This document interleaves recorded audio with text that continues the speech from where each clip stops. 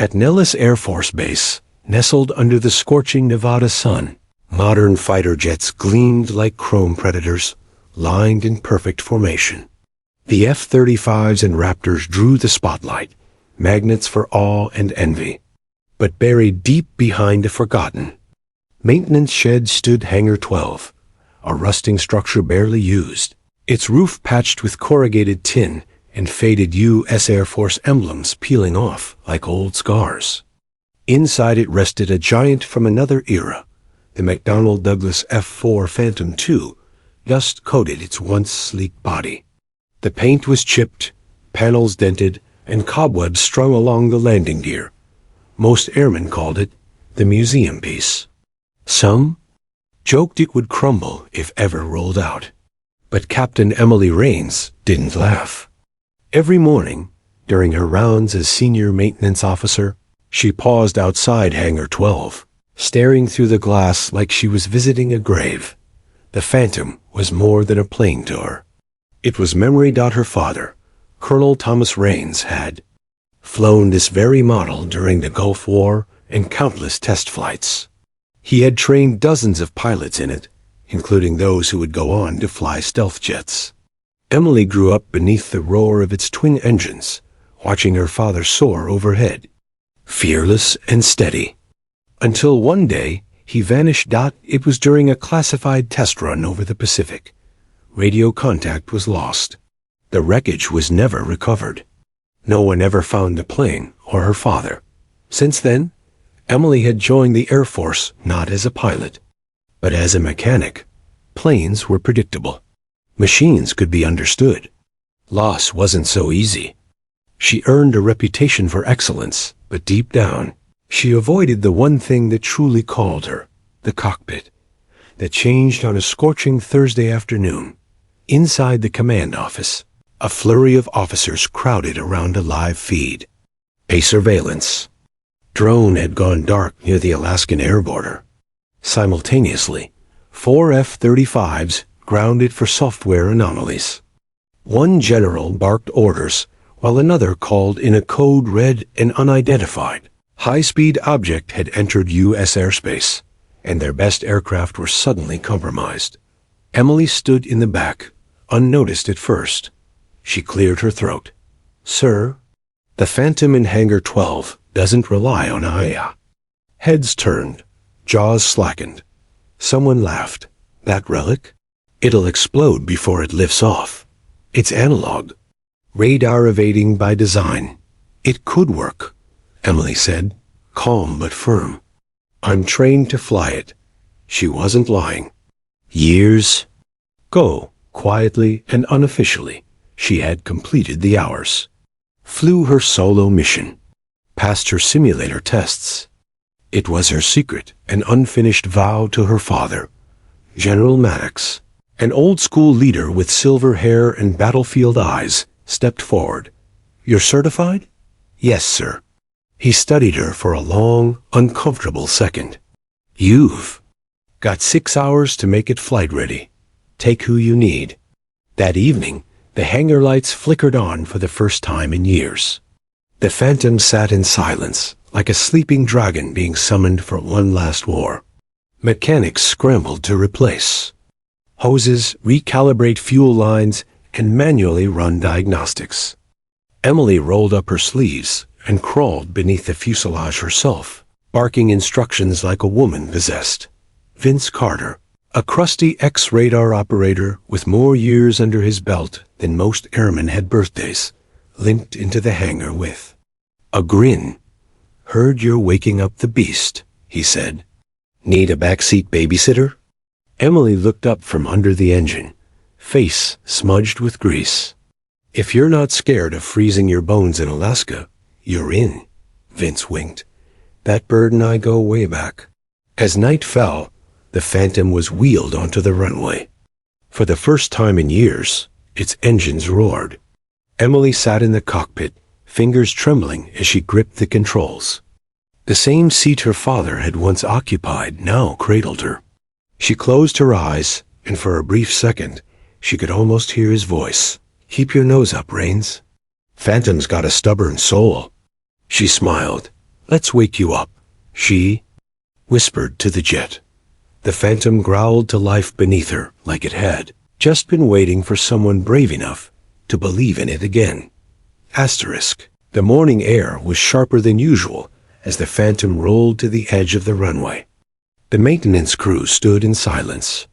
No one said it aloud, but most believed it would fall apart on takeoff.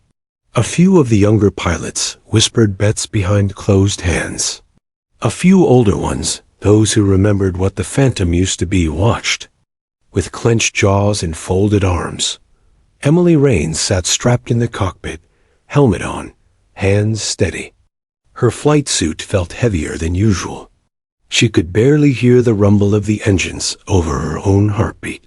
Behind her sat Vince Carter, adjusting the radar controls with a veteran's calm. He'd been in this seat before, decades ago, when the F-4 was still king of the skies.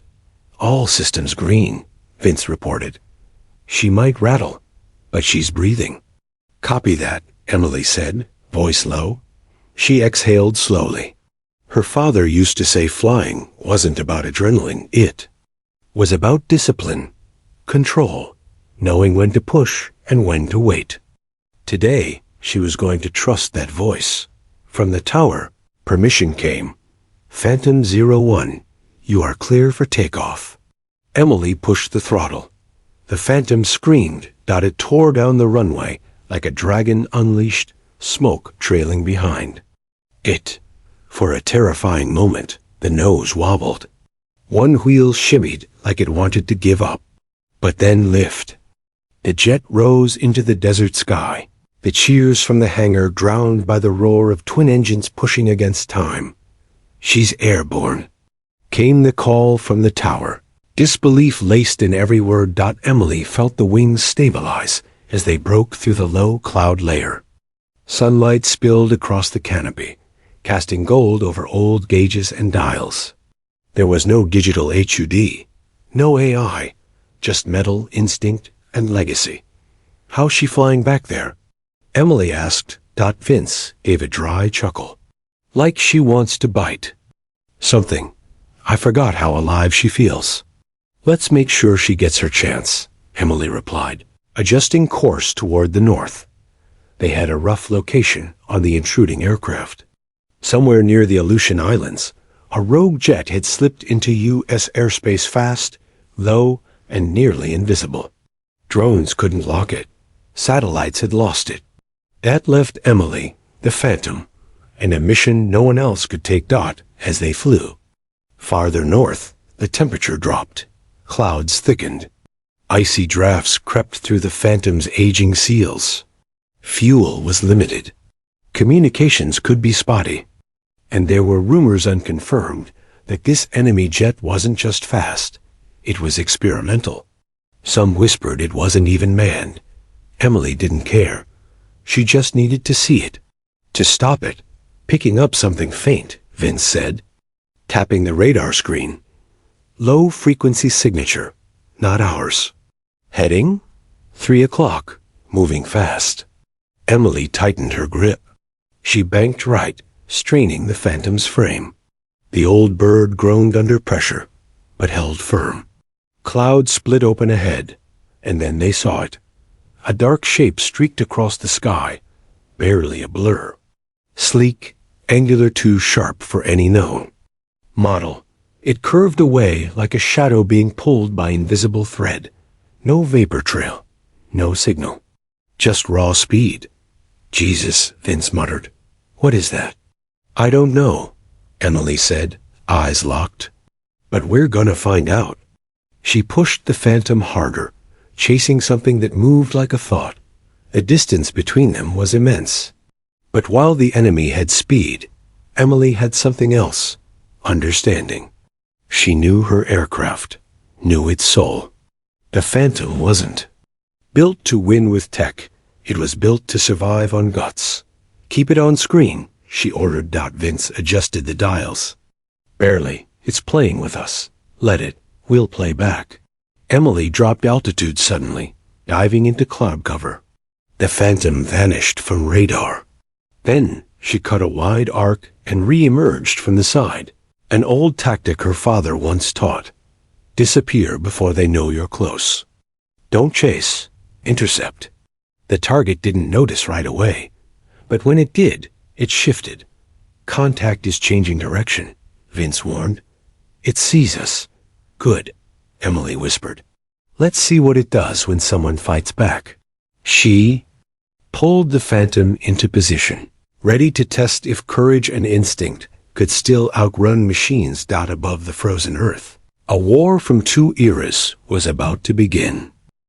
High above the jagged Alaskan range, the Phantom screamed through thin air, chasing shadows. The air was colder now, colder than it had any right to be. Ice crystals clung to the canopy edges. The older jet systems creaked with every maneuver, but Emily didn't flinch. Her eyes were focused, her fingers relaxed but firm on the stick. She wasn't just flying a plane, she was flying her father's memory. And right now, that memory had teeth. We've got it again. Vince called out from the backseat. Targets. Circling, slowing down, almost like it wants us to follow. Emily frowned. It's baiting us. Maybe, but it doesn't expect us to be this dumb. She smirked slightly. Good, let's be dumber. The enemy aircraft wasn't like anything they'd seen. It wasn't stealth in the traditional sense. It didn't need to be. It was fast, unpredictable, and somehow kept slipping radar. Its angles were wrong. Its color was a deep graphite black, and it moved like a phantom of its own, blurring, vanishing, and reappearing miles away in seconds. Drones couldn't keep up. Satellites lost it after every pulse. Only Emily could see it with her own eyes. She pushed the throttle. The Phantom surged forward, groaning against the strain. The control stick vibrated violently. Warning lights flickered across the dashboard. Emily ignored them. Fuel's burning fast, Vince warned. You sure you want to dance this long? If it gets past us, there's no one left in the air, she said. You want that thing above Anchorage? Or Seattle? Fair point. The enemy jet suddenly slowed. Not by a lot, but enough. It was curious. Emily banked left, keeping distance. She didn't need to catch it. Not yet. She needed to understand it. The way it maneuvered was fluid, smooth. Almost inhuman. Aye? She asked. Looks like it, Vince replied. Or at least partially. That's not how a person flies. No hesitation. No small corrections. That chilled her more than the wind. An unmanned prototype? Fully autonomous? She'd heard rumors experimental. Russian or Chinese hypersonic drones, but nothing confirmed. Until now, I'm going to test it, she said. Test what, exactly? I'm going to make it follow me. Before Vince could argue, Emily yanked the Phantom into a sharp climb and cut throttle, allowing the plane to dip backward in a controlled stall. The maneuver was stupid, dangerous, and completely unexpected.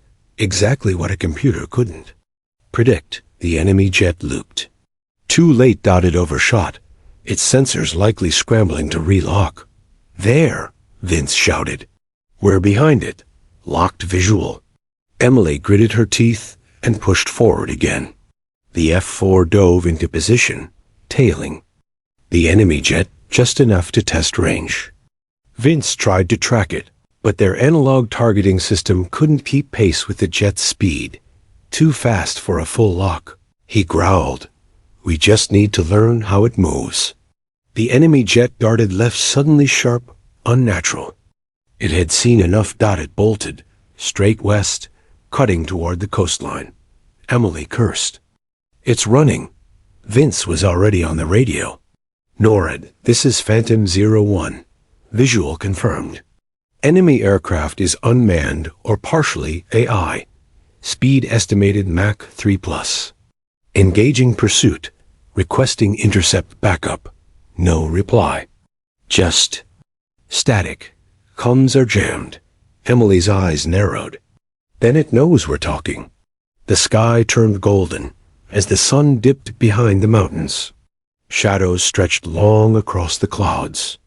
Emily wiped sweat from her brow, even though the cockpit was freezing. The Phantom had no modern cockpit comforts, just metal and noise. But she didn't need comfort. She needed courage. "We can't match speed," Vince said. "No, Emily. But I don't have to." She reached for the terrain map, spread across her kneeboard. Below them was a narrow valley, winding through sharp granite peaks. If the drone followed her in there, it couldn't rely on speed. Just reflexes. "I'm dropping into the pass," she told Vince. "If it follows, it plays by our rules. You're trying to trap an AI with terrain? I'm betting it thinks it's too smart to lose." With a deep breath, she yanked the Phantom downward into the narrow corridor of snow-covered cliffs. The walls rushed past them too close. A single mistake, and they'd be a smear of metal and ice. The enemy followed. Vince's voice was a whisper. "It took the bait." Emily smiled grimly. Now, it wasn't about who had the fastest plane. It was about who had the oldest tricks and who knew how to use them. The narrow valley howled like a throat of ice and wind, each curve of rock daring the aircraft to miscalculate by an inch. Emily gritted her teeth, eyes darting between the jagged terrain and the mirror reflection of the pursuing jet. The Phantom rattled violently, its aging frame groaning under the pressure. In the rear seat, Vince clutched the sides of his console, muttering half prayers and half warnings. "You're gonna kill us," he said through clenched teeth. "Not if I kill." "At first," Emily replied. She dove lower, skimming the snow-covered canyon floor. The air between the cliffs was turbulent, and the Phantom wasn't built for canyon racing, but that was the point. Neither was the drone. At these speeds, even the best AI would struggle to recalculate every gust, every reflection, every echo. And it was following her exactly, like a mirror image locked in a deadly ballet. Then she did something reckless on purpose. She banked right, nearly clipping the wall, and let the Phantom stall for a breath. The jet dipped, wobbled, then rebalanced. A calculated imperfection. The drone mimicked her movement, but it didn't account for ice fog. Its nose dipped too low. It corrected too late. Clipped the canyon wall with its wing. Not enough to destroy it, but enough to break rhythm.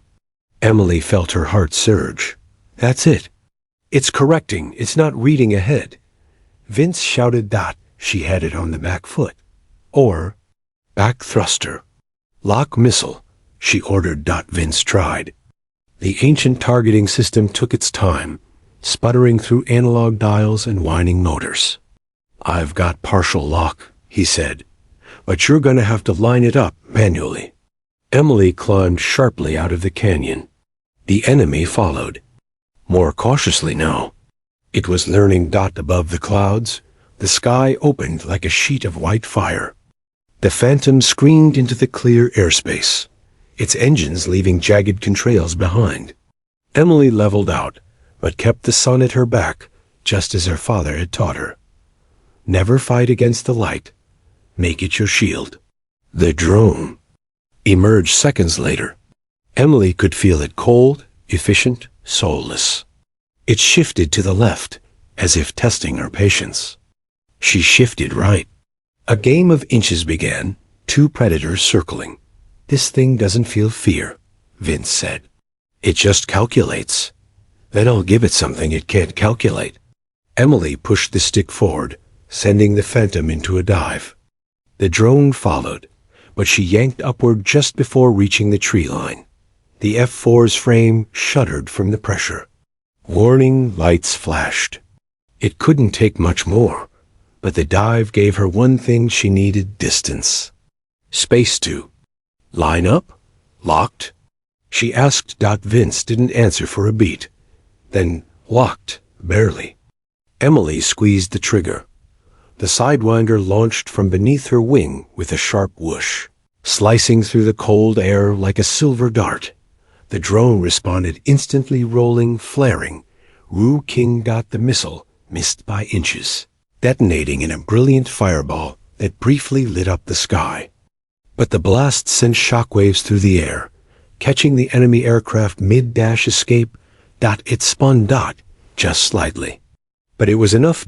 Emily pulled up alongside, eyes wide as she finally saw it, fully sleek, unmarked, almost alien.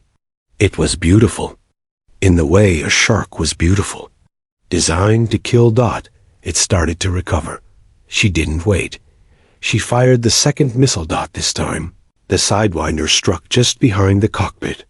The explosion wasn't dramatic, just a bloom of fire and metal. Fragments. The enemy jet spiraled downward, smoke trailing, pieces of its wings scattering across the snowy expanse below. Emily and Vince sat in stunned silence for a moment. "Target down," Vince breathed. "You actually did it." "No," she said softly. "We did." She tried to smile, but the Phantom shuddered again, harder this time. Red lights blinked furiously across the console. "That hit must have shook something loose," Vince said. "Fuel lines bleeding. Engine 2's heating up. Can we make it back to base?" she asked. Vince checked the gauges, then shook his head. "Maybe to Anchorage, maybe." Emily stared at the horizon, calculating fast. Too risky. The Phantom began to sputter. Altitude dropped fast. She looked at Vince. "We bail." Without argument, they initiated ejection sequence. The canopies blew open, air howling as the Phantom gave its last roar. 2 parachutes bloomed against the white sky, floating down toward the frozen wilderness. Above them, the Phantom, a relic of war and memory, banked in slow, sputtering spirals, before vanishing behind a ridge in smoke and silence. Snow exploded around Emily as her parachute collapsed, dumping her onto a hard patch of ice. Pain shot through her right leg. She cried out, rolling onto her back. Above her, the sky looked impossibly wide, a swirl of gray clouds and smoke. Off, in the distance, a dull boom echoed, then nothing. The Phantom was gone. Her father's jet had fought one last war and died a warrior's death. She tried to stand. Agony lit her leg like fire. "Sprained," she muttered. "Maybe fractured." A sharp wind howled through the trees. Emily looked around. No buildings. No trails. No Vince. "Vince?" she shouted, voice cracking. Only silence answered. She checked the survival beacon strapped to her vest. It was blinking, but weak. No guarantee anyone would find her soon, especially if comms were still jammed. She tried her radio anyway. "This is Captain Emily Rains, down east of Anchorage, possible fracture. Searching for co-pilot. Respond?" Static. No use. She gritted her teeth and started crawling toward the last place she'd seen Vince's parachute, down the ridge, into thicker forest. Every push through snow burned her muscles. Her hands turned raw. Her flight suit was already soaked. But she couldn't think about that. She had to find him. An hour passed. Then 2. Her body ached. Her leg throbbed. The adrenaline had burned out, replaced by cold exhaustion. Then she saw something orange fabric caught on a tree. Parachute cord. She limped faster, hope fueling her stride. At the base of the slope, Vince lay curled beside a fallen pine, face pale, one arm twisted unnaturally. "Vince!" She knelt beside him, checking his pulse. He groaned. "You make one hell of a landing." Relief washed over her. "You're lucky I don't have the strength to hit you," she said. "Leg? Wrecked. Arm," he gestured weakly. "Worse." They were both half broken and half frozen, but alive. Emily dragged him under the tree's shelter and wrapped them both in the emergency blanket from her kit. She used snow to pack his shoulder, stopping the swelling, and lit a fire using the flare starter strapped to her vest. The flames crackled weakly, but gave warmth. Barely. Night was coming fast. Temperatures were already plummeting. Think we'll be missed? Vince asked. Well, no, we engaged. Whether they come looking is a different story. Vince nodded slowly. You know, if we freeze out here, I'm gonna haunt you. Emily gave a dry laugh. I deserve it. They sat quietly, listening to the wind shake the trees. In the distance, wolves howled. Emily pulled the emergency ration pack from her pocket and split it with him. They chewed in silence. What you did up there, Vince said after a while, was suicide. Flying into that canyon? Diving with a jammed missile system? Hell, flying that jet at all. It's what my dad would have done. That old ghost. Taught you well. She smiled faintly. He's still in there, you know. Every time I pulled that stick, every time the phantom bucked, it felt like he was flying with me. Vince leaned back. Then maybe he saved both of us. She looked up at the sky. The stars were peeking through now, shimmering above the treetops. Somewhere up there, she imagined the phantom burning out like a comet flashing across the heavens in one final blaze of glory. Suddenly, a faint whoop-whoop reached their ears. Vince looked up. You hear that? Helicopter rotors. Emily sprang to her knees, ignoring the pain, digging through her pack. The beacon was too weak. The radio, useless. She reached for her flare gun empty. Then she saw it, a chunk of the phantom's ejection seat sticking out of the snow. In its backrest, the padding was scorched but still intact. She tore it off and wrapped it around a branch. Soaking it in emergency fuel gel. She lit it. A column of black smoke rose fast. Within minutes, a search chopper veered toward their location, spotlight sweeping. Vince waved his good arm while Emily held the burning seat high like a flag. The light locked onto them. We're getting out, she whispered. As the chopper descended, she clutched the scorched seat cushion. The last piece of the phantom, the last piece of her father. She didn't cry. She just stood tall, cold and bruised, but unbroken, because the fight wasn't over. Not yet. The Black Hawk hovered over the tree line, snow and broken branches whipping into a blizzard beneath its blades. Emily shielded her face with one arm, while gripping the scorched seat cushion tightly in the other. The moment the rescue team jumped down, her body finally surrendered. Her legs buckled, and the adrenaline she'd been running on drained away like melting frost. The cold caught up fast. 2 downed airmen. Medical priority. A voice shouted. Emily felt herself being lifted. Rough, warm hands pulled her onto a stretcher as a medic shined a light into her eyes. She's responsive. Vitals rough but stable. Legs fractured, another said. Possible shock. In the flurry of motion, she could still hear Vince behind her arguing with his rescuer. I'm not going anywhere without my other boot. Hey, don't touch that shoulder. It's hanging on by threads. She grinned through chattering teeth. He was awake. That was enough. Inside the helicopter, wrapped in heated blankets, Emily clutched the cushion tighter. Not because it was warm, but because it was the last piece of the phantom. The last piece of her father's legacy. As the chopper lifted into the night, she allowed herself a rare moment of silence. Her eyes fluttered shut, the rush of rotor blades fading into something softer memories of childhood. Her dad's voice teaching her to fly paper airplanes in the backyard. The feeling of small hands wrapped around larger ones. Always trust the air, Emily, he used to say. It carries everything: sound, memory, and ghosts. They landed in Anchorage at dawn. Doctors rushed them into the military wing of the base hospital. Emily's leg was x-rayed, splinted, and wrapped before she could protest. Vince's shoulder was worse, shattered in 2 places, but he waved off the morphine like a stubborn warhorse. You kids make everything dramatic, he grumbled to a nurse. In my day, we crashed into deserts and didn't even limp. The nurse raised a brow. And your arm? just twisted wrong. I'll pop it back in after lunch." Emily laughed, despite the pain. By noon, an Air Force colonel she didn't know stood at the foot of a hospital bed. Sharp uniform, cold eyes. "Captain Rains, you are temporarily grounded under medical protocol.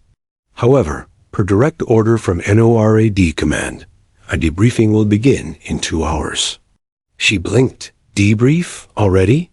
You took down a stealth drone no one knew existed. You survived. And somehow, you did it in a 60-year-old fighter jet. The Pentagon wants answers." "And the footage?"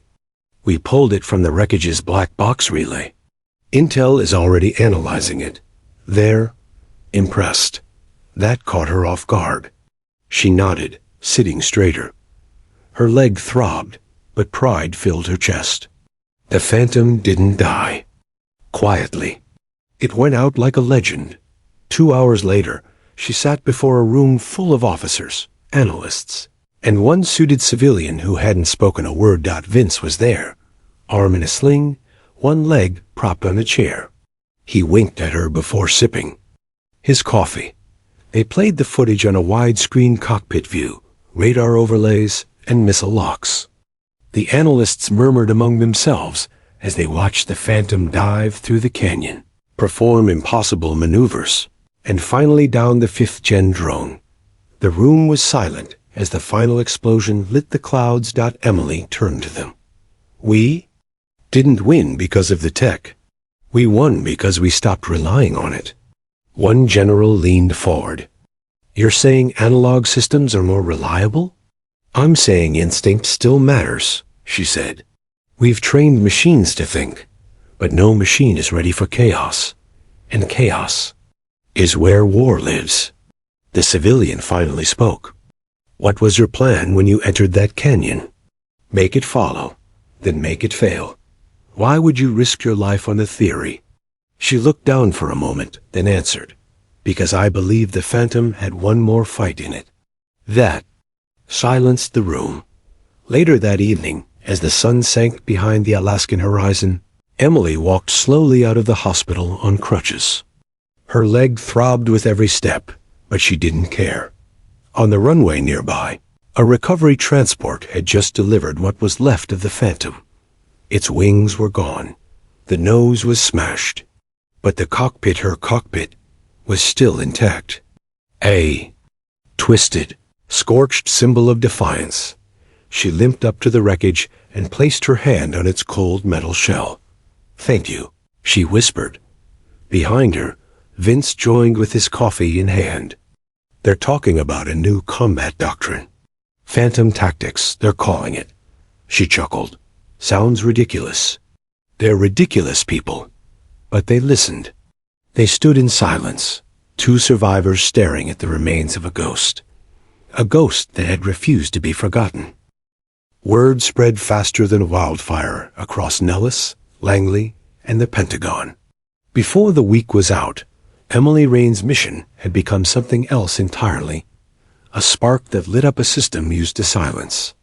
The footage of her Phantom dancing with a 5th-generation enemy drone had been passed up the chain to the highest levels of military command. And unlike most mission reports, this one couldn't be classified quietly. It refused to be buried because it was impossible. A 60-year-old. Jet, analog controls, no GPS. No AI taking down the fastest stealth drone ever spotted in U.S. airspace. It didn't compute. Yet it happened. Back at Nellis Air Force Base, a projector cast the grainy footage on the briefing room wall. A dozen high-ranking officials sat shoulder to shoulder, arms crossed, brows furrowed, but no one interrupted. Not during the part where the Phantom dodged a precision-locked missile in the canyon. Not when it outmaneuvered the drone, using a technique no AI could have predicted. And certainly not when the missile struck home and the drone exploded in a ripple of fire. One Air Force general shook his head. "This wasn't luck." "No," said another. "This was doctrine. Taught by instinct, not systems." The civilian analyst tapped his pen. If this kind of thinking spreads back to manual flight, back to pilot-first combat, we'll be rewriting decades of strategy. Maybe it's time we did, said a third officer. Outside, Emily waited beside a vending machine, crutch under her left arm, legs still splinted. She could hear them in the briefing room down the corridor. She wasn't nervous, not now. What could they possibly say to her that hadn't already been said? Reporters had tried to reach her. News networks wanted interviews. Politicians wanted photo ops. She'd said no to all of them. This wasn't about headlines. It was about something bigger. The Phantom had proven something no general wanted to admit, that human instinct, stripped of tech, still had value. That there were battles left the machines weren't ready to fight, and it had cost her. Phantom would never fly again. Still, she felt pride. Vince joined her outside the room, sling across his chest, coffee in hand like always. They're either rewriting the training manuals, he said, or looking for a way to claim they thought of it first. She smiled. Let them. Just don't let them forget how it really happened. He nodded. They won't. Not this time. 2 weeks later, Emily stood on the airstrip at Nellis in full dress blues. A line of cadets and senior officers gathered. For the ceremony under a vast blue Nevada sky. At the center of it all sat the restored remains of the Phantom. Not repaired for flight, but polished and mounted on a permanent display. The paint was fresh, the scratches left intact on purpose. A golden plate on its side read, Phantom 01 flown by Capt. Emily Raines and Chief Radar Officer Vince Carter. Last mission, the last kill. The return of instinct. General Maddox took the podium. There are moments in military history, he said, when technology bends its knee to courage. This is one of them. He looked to Emily, and we were lucky. That courage flew under her name. The crowd clapped, cadets standing a little taller. Pilots who never looked twice at older aircraft now whispered about manual tactics, about dogfights fought with intuition instead of algorithms. Afterward, Emily walked up to the Phantom alone. She traced her hand along its side, just under. The cockpit. In the metal. She saw herself, but she also saw her father, saw the silhouette of him lifting her into the air as a child. A smell of oil on his jacket, the grin under his mustache when he said, "Real pilots fly with their gut." She blinked back tears and slipped a small cloth patch into the side panel of the Phantom, her father's squadron insignia. A faded eagle over a mountain range. Then she stepped back. Job done. Where to next? Vince asked, appearing beside her. Emily looked toward the control tower, where jets still roared down the runway, flawless, powerful, full of future. I think it's time someone taught these new birds how to fly without a screen, she said. Let's teach 'em what the Phantom taught us. Vince grinned. You're starting a war college now? She laughed. No, just writing the next chapter. And together, they turned away from the legend toward what came after. The days. After the ceremony passed in a whirlwind, Emily found herself thrust into meetings, interviews, and quiet conversations that hinted at bigger changes to come. The military brass debated doctrine. Defense contractors hurried to analyze the footage. Pilots volunteered for retraining in manual systems. The world was watching. The Phantom's final mission had struck a nerve, but for Emily, the mission had become something deeply personal, a bridge between past and future, between her father's legacy and her own path. One afternoon, back at Nellis, she stood again, before the Phantom's display. The sun was setting, casting long shadows over the polished fuselage. Pilots and cadets filtered by, some stopping to touch the metal or read the inscription. She watched as young eyes lit up not with nostalgia, but with curiosity and respect. She felt a hand on her shoulder. Turning, she saw General Maddox, now retired, but still sharp-eyed and resolute. You did more than fly that jet, he said. You reminded us all what it means to be a pilot. Emily smiled softly. It was the phantom that flew me. He nodded, and it's time others learned from that spirit. Months later, Emily was invited to lead a new pilot training program. Its mission was clear: to teach young aviators how to fly and fight without relying solely on digital systems, how to trust their instincts, their senses, and their courage. She called it the Phantom Program. The curriculum combined vintage aircraft training with modern tactics, blending technology with the raw skills of dogfighting, navigation by sight and sound, and manual targeting. Skeptics scoffed, but cadets lined up, eager for a taste of something real. During her first lecture, Emily recounted the chase over Alaska, the dive into the canyon, the missile that almost missed, the drone's unpredictable maneuvers. Room was silent, eyes wide. Technology evolves, she told them, but the human spirit is timeless. That's the edge we can't lose. Meanwhile, Vince Carter became an unexpected hero among the radar and avionics teams. His stories of the Phantom systems, their limitations and strengths, inspired a new wave of technicians to think beyond code and chips. Together, Emily and Vince spearheaded exercises that combined old-school tactics with modern innovations. The military began to shift, not abandoning tech, but complementing it with a renewed respect for pilot skill and intuition. One clear morning, Emily stood on the flight line, watching a brand new generation of pilots take to the skies in sleek, advanced fighters. The sound of their engines was powerful, but it lacked something she still remembered. She closed her eyes and imagined the Phantom's roar, the twin engines burning like thunder, the stick vibrating beneath her hands, the feel of cold air. Rushing past the canopy, her phone buzzed. A text from Vince. Ready for the next sortie? She smiled and tapped back. Always. As the sun climbed higher, Emily looked toward the horizon, feeling the weight of history and hope intertwined. Wasn't just flying for herself anymore. She was flying for those who came before and those yet to come. Because every flight, no matter the era, carried a legacy. And every pilot, no matter the jet, was part of that story. With a steady breath, she turned toward the flight line, ready. To teach, to fight, and to keep the Phantom spirit alive.